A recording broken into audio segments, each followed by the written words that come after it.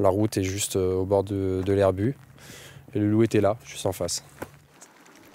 La rencontre a duré mardi matin 15 minutes au total. Il était 8h50 quand Raphaël Morin a croisé la route de l'animal avant de mesurer les dégâts. Dans le pâturage, où ses bêtes ont passé la nuit, il découvre des agneaux tués, d'autres enlisés, frigorifiés. Il y a 6 morts. 6 morts, un disparu et 7 blessés. Ça fait 14 animaux sur 40 qui étaient sortis. Ça fait mal. Sentiment partagé. Un peu de colère, on est abattu. Et après un peu de fascination aussi, parce que c'est improbable. Qui aurait pu penser ça ?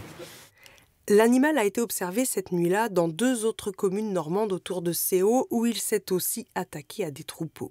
Raphaël a relevé les empreintes. Les équipes de l'OFB, l'Office français de la biodiversité, se sont déplacées.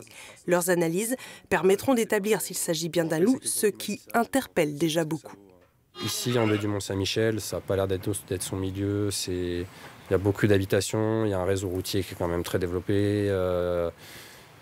La baie est trempée. C'est la flotte, c'est de l'eau, c'est pas les montagnes, c'est pas les cailloux, c'est pas la plaine. C'est très étrange. Des attaques qui mettent les éleveurs de la baie en émoi. D'un côté comme de l'autre du Couesnon, tous s'interrogent et s'inquiètent. C'est traumatisant, c'est stressant. Et puis économiquement, c'est pas rentable. Nous sommes déjà peu nombreux d'éleveurs à vouloir pérenniser l'AOP présalé. Si demain, l'État ou l'administration publique ne nous donne pas un petit coup de main, il n'y aura plus d'éleveurs dans la baie du Mont-Saint-Michel.